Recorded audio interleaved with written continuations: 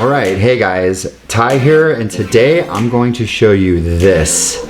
We are playing the Nintendo Switch inside of the Oculus Quest on a huge screen virtually. This is virtual desktop.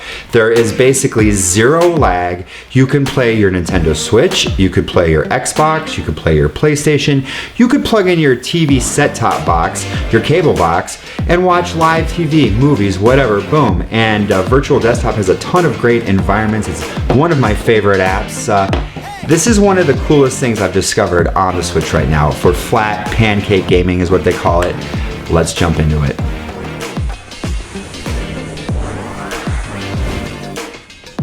Tyco Tech reviews and tutorials. Okay, so you do need some hardware to make this work. Now it works really well. The delay, the latency is hardly noticeable at all. I've had no problems playing games. What you're gonna need is you're gonna need this piece of hardware, and this is the Elgato HD60S video capture card. So it's a USB-C video capture card, and it just goes out to a regular USB 3 port. So you are gonna want a USB 3 port on your computer. You don't need to have like some sort of crazy sick graphics card for it to work. I think they recommend like a GTX 660, which is pretty low end there, so it should run fine as long as you've got a graphics card, not integrated graphics on your PC. I'm running it on an Asus laptop with a GTX 960, 960M. So nothing super beefy. This computer struggles with VR games, so you don't need anything super high end for this to work. I will place the link down below where to get this on Amazon. It's not super cheap. I think it was like $130 or $40 on Amazon, but if you look around, you can get them on eBay sometimes for less, and then sometimes Amazon runs better deals on them. So the Elgato card, and that's all that you're gonna need. You're simply gonna wire in your HDMI into the input port here, your USB out to your PC, download their software. I'll put a link down to it below as well, and then you just put it into full screen on your PC, and then you need virtual desktop. Once it's in full screen on your PC, you're just gonna fire up virtual desktop inside of your Quest, and this will work on the Go as well.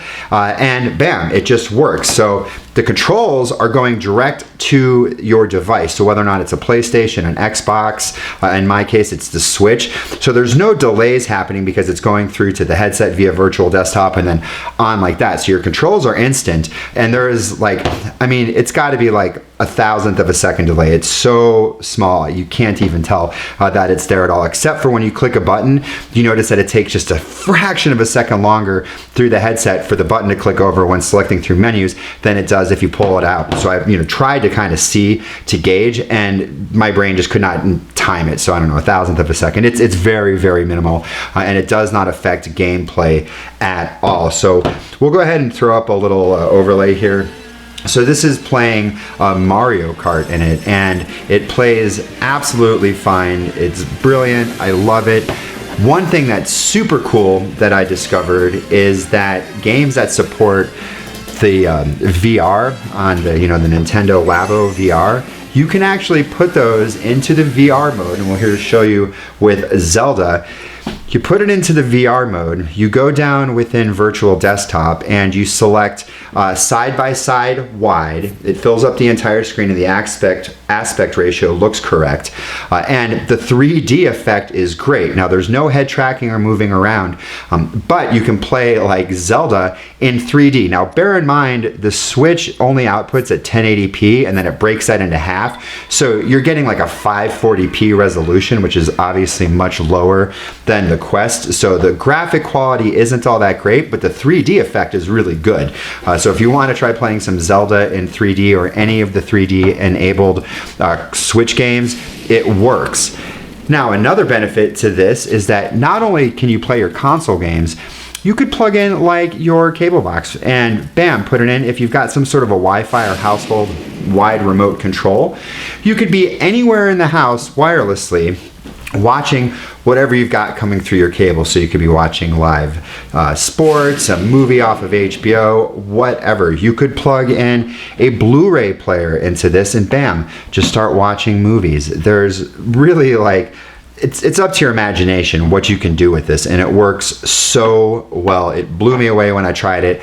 I wasn't sure if it would work, if the delay, the latency would just be too much, and the delay is just not really there. It doesn't affect you. So that's that. If you guys have any questions or anything, feel free to ask in the comments down below.